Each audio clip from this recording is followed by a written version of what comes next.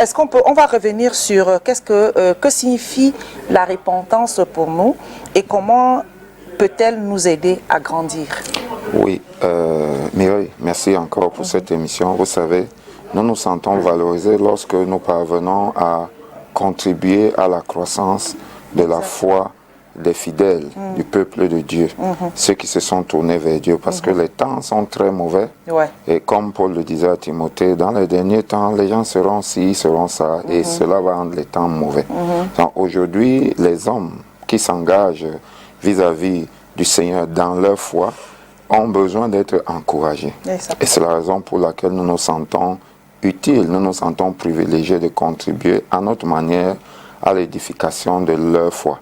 Voilà, la repentance est un sujet, est un concept prépondérant dans la foi chrétienne, une étape sans laquelle le chrétien ne peut pas être chrétien. C'est une étape sans laquelle nous restons tous au niveau de la dépendance au péché. Donc la repentance, nous l'avons dit, nous introduit dans la vie de Dieu. La repentance nous introduit dans le couloir de la grâce de Dieu. La repentance nous permet de saisir, de recevoir tout l'héritage promis par Jésus-Christ à ceux qui croiraient en lui. Et donc, lorsque nous sommes entrés dans le royaume des cieux par la repentance, nous devons également vivre de la repentance tous les jours. C'est ce qu'on appelle la sanctification. La sanctification est un autre type de repentance. Entendez par sanctification le fait de se consacrer à Dieu davantage, le fait de se mettre à part. Le mot sanctification vient non pas de sang, non pas d'aspersion de sang, mais de saint. Ça vient de saint, c'est-à-dire que se séparer pour, et ici c'est pour Dieu. Donc quand nous nous séparons pour Dieu au quotidien, c'est parce que nous ne nous mêlons pas à ce que font les autres. Nous nous séparons de ce que nous faisions hier et qui aujourd'hui ne correspond plus, ces choses que nous faisons hier et qui aujourd'hui ne correspondent plus au canon de vie selon le royaume des cieux, le royaume dans lequel nous sommes entrés. Donc, pour votre question, vous pouvez, si vous permettez, la question que vous venez de poser. Comment, je dis, qu'est-ce que ça signifie pour nous et comment peut-elle nous aider à grandir? La repentance, donc, signifie pour nous, la signification de la repentance, je crois la semaine dernière, nous avons parlé de l'intérieur de la repentance, la signification de la repentance est cruciale pour nous. C'est-à-dire que c'est le mode par lequel Dieu nous appelle à lui, nous attire à lui. C'est le moyen par lequel nous sommes, et je crois que c'est là où on va arriver au fruit, c'est le moyen par lequel nous sommes réconciliés avec Dieu. Parce que nous sommes tous des pécheurs. Nous ne pouvons pas venir à Dieu si nous demeurons dans nos voies, si nous demeurons dans le péché. Et donc, cela me rappelle un peu le texte des fondements ou des éléments de base de la vie chrétienne dans Hébreux chapitre 6, quand vous voyez le verset 2, avec une introduction au verset 1.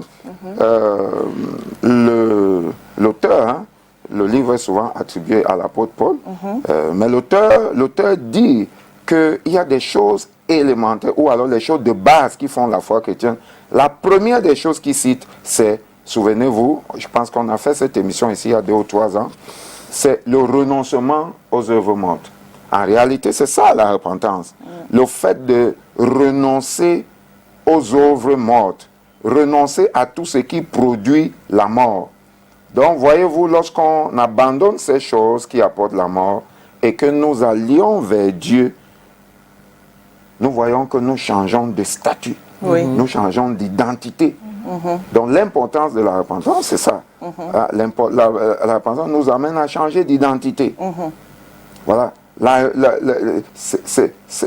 revêt une très grande signification pour le chrétien. Le chrétien ne peut pas vivre sans la repentance. Or, le piège c'est vrai, que nous observons dans l'Église aujourd'hui, c'est celui qui amène les gens à penser que, bon, ils peuvent venir dans l'Église, ici l'Église, parce qu'on a compris l'Église comme étant le bâtiment où on s'en va prier. Oui, l'Église, ce n'est pas le bâtiment ou la dénomination où on va prier, non. l'Église, c'est l'ensemble des personnes rachetées par le sang de Jésus, lavées donc de leurs péchés et sauvées de leur vaine manière de vivre dans laquelle ils étaient. Donc c'est le peuple de au Dieu. préalable. Donc, elle nous aide à grandir, donc comment? Elle nous aide à grandir parce que quand nous partons d'un niveau où nous sommes dans le péché, c'est comme un palier. Vous voyez? C'est comme un palier. Vous montez et vous grandissez spirituellement. Ah, ouais. Vous grandissez dans votre perception de vous-même. Vous changez d'identité. Et vous commencez progressivement à aller à la maturité. D'accord. Vous voyez un peu? Ok. Donc c'est ce processus de sanctification au quotidien qui nous permet de grandir dans notre foi, grandir dans notre amour. Hein. Quand on dit notre foi, vraiment, peuple de Dieu, c'est tout ce qui concerne la foi chrétienne. Là-dedans, il y a l'amour, il y a la joie, il y a les œufs, le fruit de l'esprit qu'on voit dans Galates chapitre 5. Vous voyez? Donc, et cette croissance est visible à travers notre caractère. Bon, maintenant, quand on a la culpabilité, le regret, j'ai le... Cathy, excuse-moi, Cathy. Donc, quand on a cette culpabilité-là et le regret, en quoi est-ce que la repentance peut nous aider justement à nous libérer de cette culpabilité et du regret? Parce que la première chose, quand on fait mal, on culpabilise.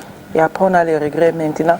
Pour être libéré par la repentance, comment elle nous aide? Elle peut nous aider. Ok, d'accord. Donc, vous vous situez avant la repentance, si je comprends bien par cette question. Oui, la repentance. C'est-à-dire, lorsque quelqu'un a commis un péché, il s'est mal comporté. Oui. Un chrétien, naturellement, un chrétien, qui commet un péché ou qui se retrouve dans quelque chose dans laquelle il ne devrait pas se retrouver, il a du remords.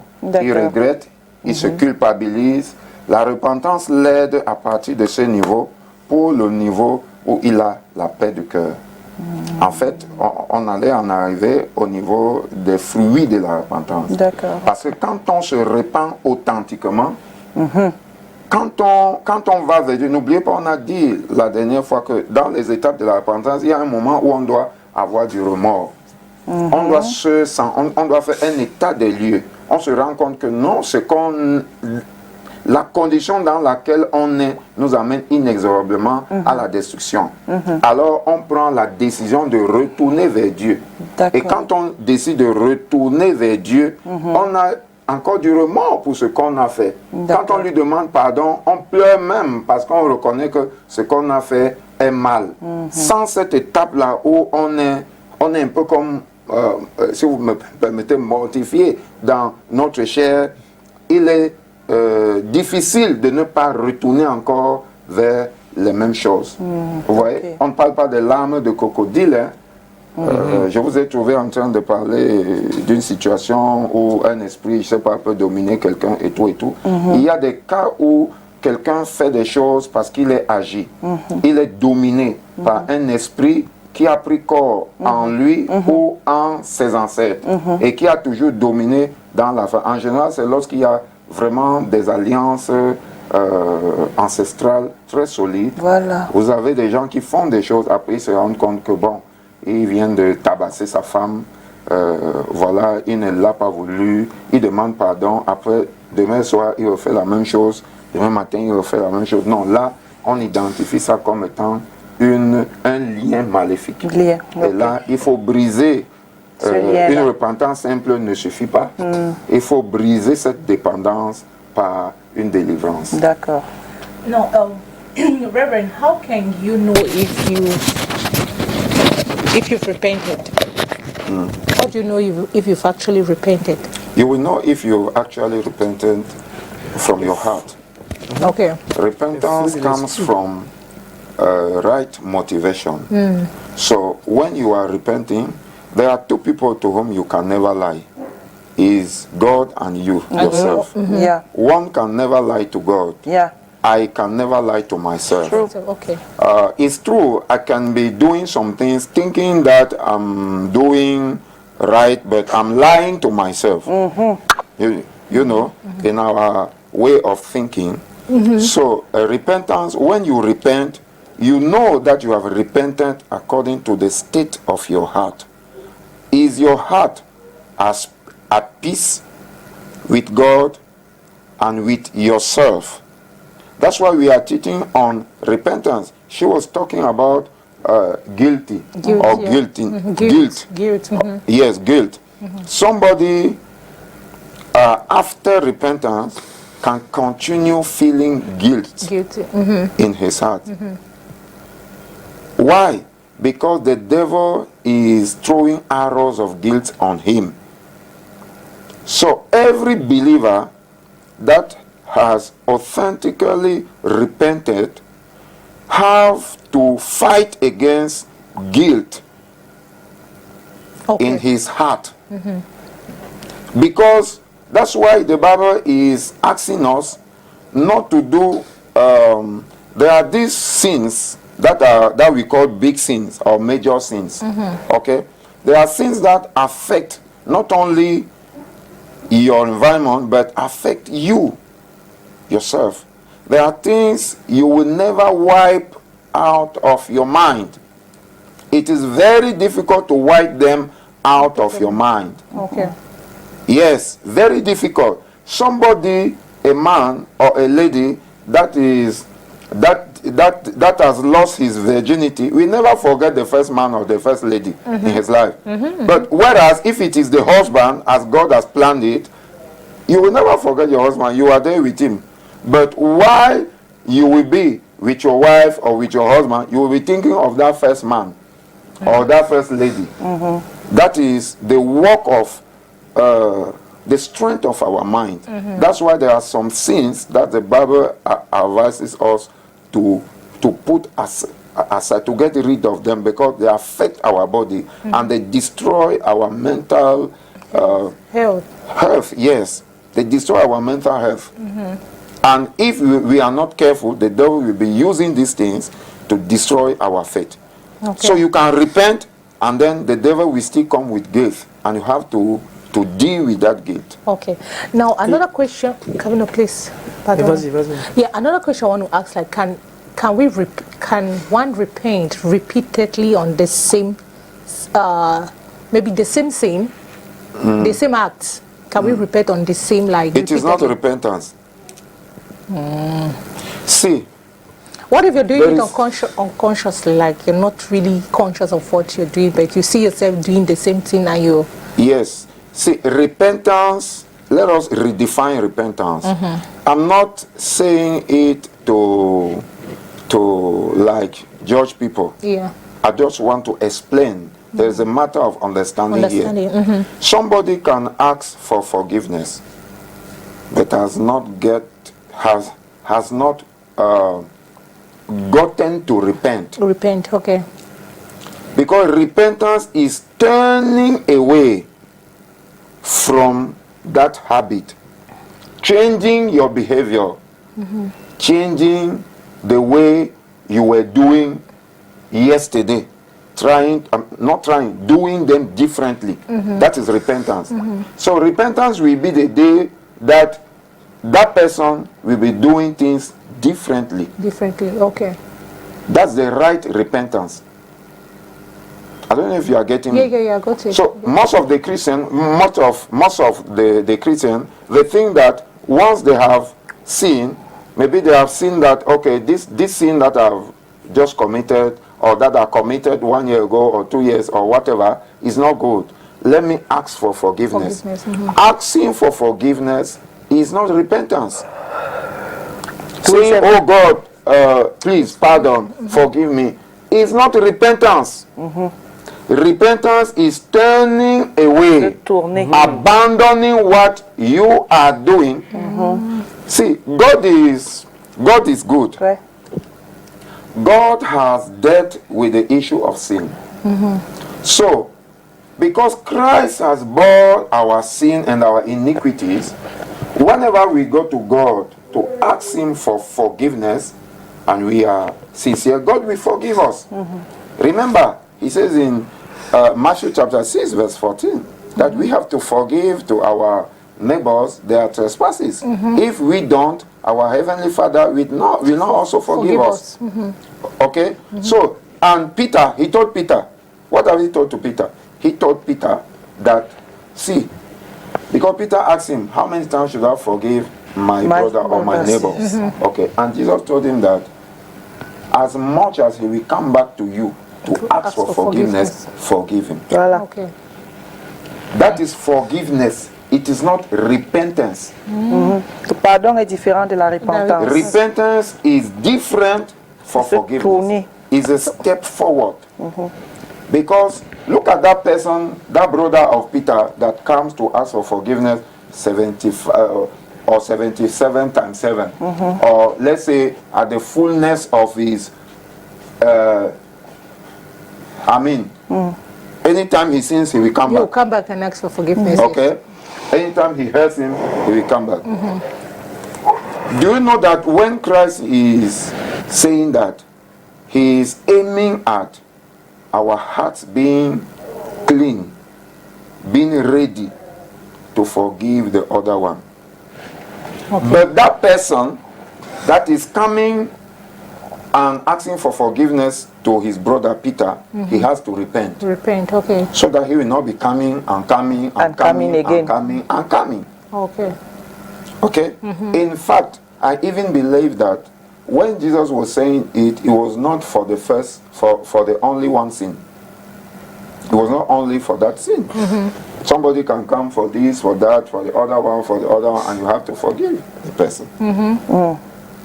I don't know if you see the image. Yeah, I'm trying to pick the image, to pick, to Yes, I got it. yes. It's well So, understood. repentance is different for forgiveness. forgiveness. Once we repent, we turn away. And that's why the Bible says that he that turns away and comes back to what he has vomited is just like a dog. So if we have repented of a way of living, we are not supposed to go back to it. If we go back to it, we are like dogs. And if you look at Revelation chapter 22, you see, maybe you can read from verse 10 going down, you will see Christ talking, saying that, you dog, outside. You that are committing this outside. Why? Are there dogs in the house of God? Dogs. Are there dogs? These barking dogs. Are there dogs? No. But the way of living takes us to the way dogs are behaving. So, the person that always repents and comes back to what he has repented, maybe later on coming back to it, is like a dog. It is not good. We have to pray against the spirit of dog. Okay. Each believer has to pray against the spirit of dog. This behavior of dog, that I have abandoned this and then I will come back to it, later on I abandon, going back and back and forth. To go for before, for back. Yes. Okay. Oui, avant de nous parler des fruits de la repentance, il y a parfois quand j'arrive dans une nouvelle église, on demande que quels sont ceux qui sont arrivés aujourd'hui. On se lève, on nous fait faire une prière là d'abord, comme si c'était une prière. Oh Seigneur, j'accepte, je rejette, je rejette. Est-ce que cette prière là est nécessaire à cet instant clé là pour nous faire entrer à l'église? C'est comme si tu ne fais pas d'abord la prière là, Dieu ne peut pas t'accepter là. Merci Kavino pour cette question. En fait, je pense que vous voulez demander quelle est l'efficacité de cette prière, quelle est la pertinence de cette prière dans la vie de ceux qui la font. Exactement. De manière automatique. Vous comprenez? C'est une question qui me tient, en fait, dont la réponse me tient à cœur. Écoutez, Monsieur Calvino, lorsque nous allons devant Dieu, et comme nous avons dit tout à l'heure, parlant à Cathy, nous ne pouvons pas nous tromper nous-mêmes. Ou alors nous nous tromperons nous-mêmes en pensant que nous pouvons cacher des choses à Dieu. Donc Dieu voit notre cœur, il sait comment nous allons finir. Donc pour les personnes que vous évoquez, qui se retrouvent dans un environnement où on leur fait répéter ce qu'on appelle vulgairement la prière de repentance ou bien la confession. Voilà. C'est-à-dire que, comme les gens disent, j'ai confessé Christ. Voilà. Écoutez, c'est du folklore. Parce que cela pourrait tout simplement amener une une conscience, à un apaisement, de se dire que, voilà, j'ai fait répéter cette prière, ces gens ont donné leur vie. Non, écoutez, le prix que Dieu a payé est très fort pour le salut des hommes. Et Dieu ne blague pas avec ça. Le prix que Dieu a payé pour le salut des hommes est très fort. Le salut des hommes a coûté à Dieu de devenir un humain et de rester un humain. Yes. Il y a une partie de la divinité. En l'occurrence, celui qui est devenu, celui qu'on a appelé le Fils, qui n'était pas un humain. Il n'a jamais été un humain. Mais si vous allez au ciel aujourd'hui, vous allez trouver un humain différent des autres dans la divinité. Exact. Wow. Dans la sainte Trinité divine. De Christ, oui. Vous avez Jésus-Christ de Nazareth qui est devenu un homme. Un homme. Yeah. C'est comme vous, homme, vous allez décider de changer de nature pour devenir une fourmi, pour aller sauver et délivrer les fourmis. Et vous restez fourmi. Bien qu'ayant la capacité humaine en vous-même. Écoutez, ce prix a été payé par un grand sacrifice. La vie chrétienne est une vie de sacrifice. Vérité. Celui qui ne veut pas sacrifier sa vie pour vivre comme Dieu veut Il me n'entrera suit, pas dans le royaume des pas. cieux. Peu importe vos histoires, permettez-moi de dire ainsi, chers téléspectateurs, peu importe vos histoires, de que son âme repose en paix. Non, ça ce n'est qu'un slogan. Ça ne peut pas changer les serrures du ciel. Voilà. C'est Dieu qui a les serrures, les clés du ciel. Personne ne va changer les serrures du ciel ou les clés de Dieu pour aller mettre ses propres clés dedans. C'est dur, hein? Attention. C'est dur. Nous le disons avec tout ce sérieux parce que une simple prière, de simples mots qui sont jetés comme ça en l'air ne peuvent pas ouvrir le royaume de Dieu à une âme en perdition. Ce qu'il faut, c'est le cœur de la personne qui s'ouvre pour permettre à Christ d'entrer. Donc, si quelqu'un est arrivé dans un environnement chrétien et qu'il répète ses prières comme ça, écoutez, c'est des paroles jetées en l'air. Dieu dit au prophète Ésaïe, ce peuple m'honore du bout des lèvres, mais leur cœur est loin de moi. Vous voyez, ces choses qu'on fait simplement parce que, ok, j'étais à l'église, on a dit de répéter la prière de confession, j'ai répété, ainsi de suite, je suis chrétien, c'est faux. Et cela se verra dans les jours qui suivent.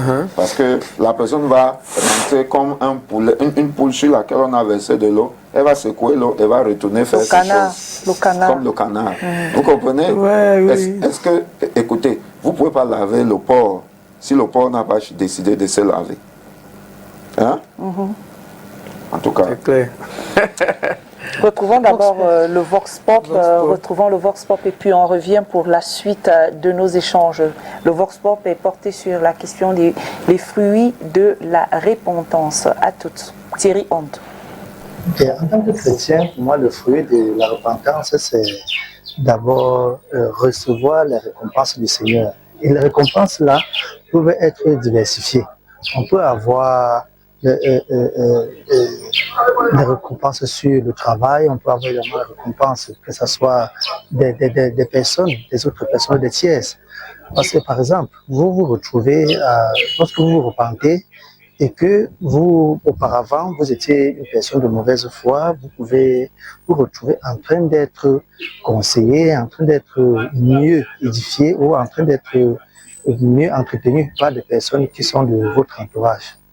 Bon, la repentance, c'est les fruits de la repentance. Lorsqu'on est repenti, on a droit au salut divin. Le salut divin, c'est quoi? Le salut divin, c'est de croire à une vie après la mort. Donc, si on se repent avant de mourir ou de rendre l'âme, comme on dit, on a droit à une seconde chance, à une nouvelle autre vie si on s'est repenti. Et maintenant, ceux qui ne se repentent pas, ça ne veut pas dire qu'ils n'auront pas le salut divin, mais en tant que chrétienne catholique, c'est comme ça que je perçois la chose. Si la repentance est considérée comme le fait de reconnaître son erreur et de venir s'excuser auprès des personnes qui ont fait l'erreur, ça permet de pouvoir évoluer parce que tu prends en compte le fait que tu peux te tromper.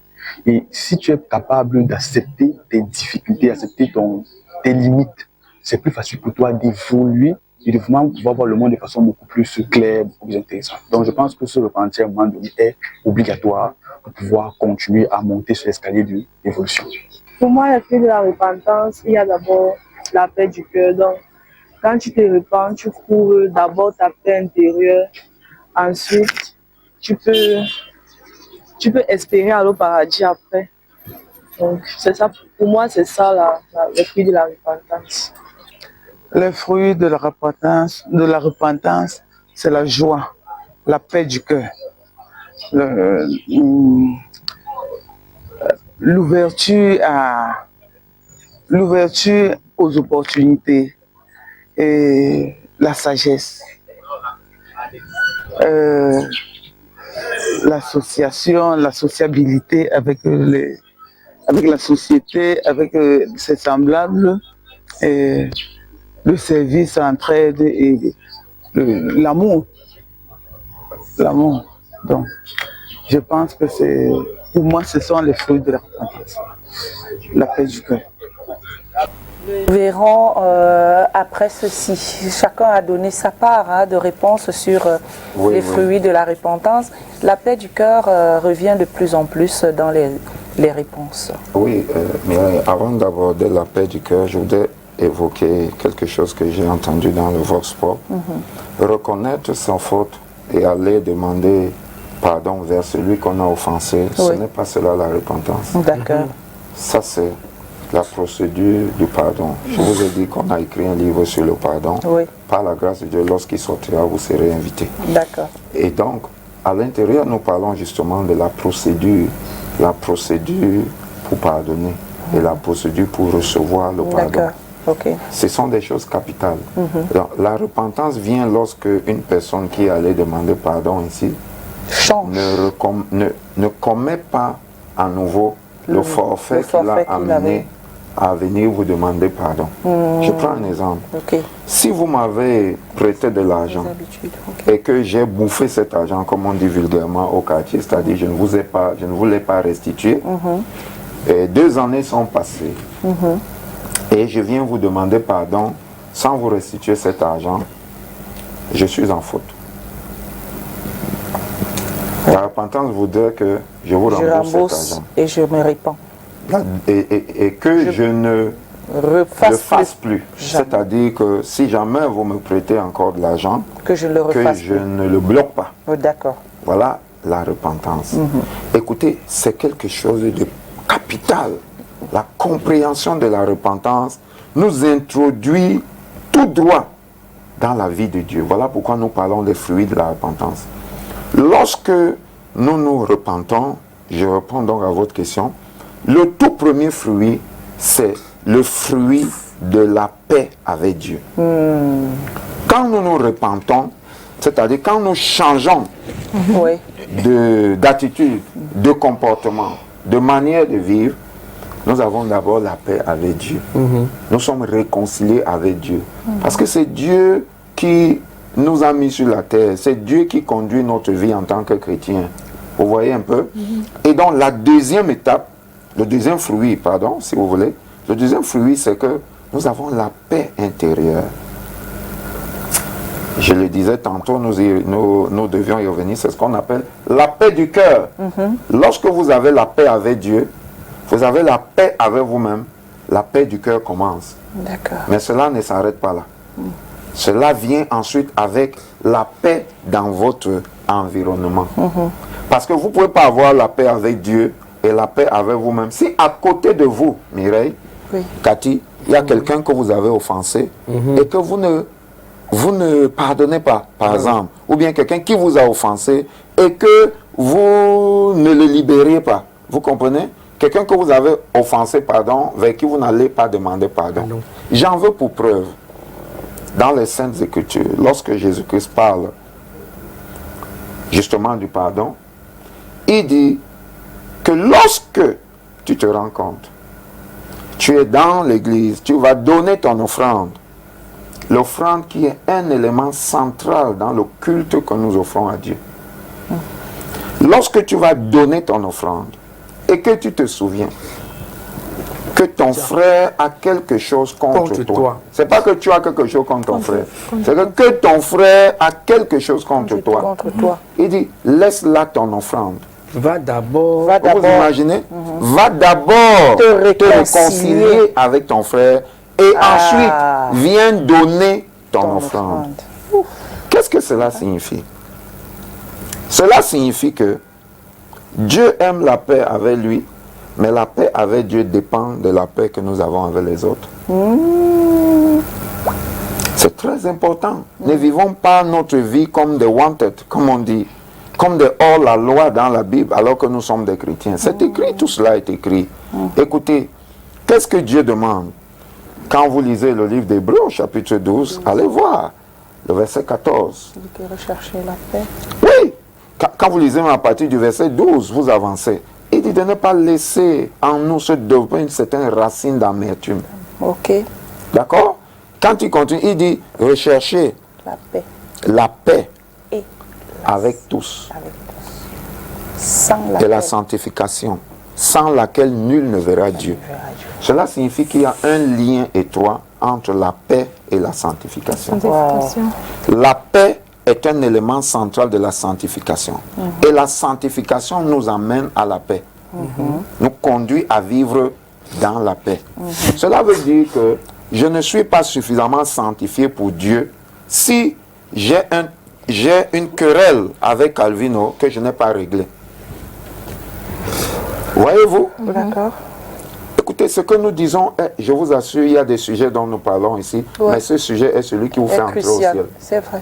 L'une des missions que Dieu m'a donnée, c'est d'amener les gens à avoir leur nom inscrit dans le livre de vie de l'agneau.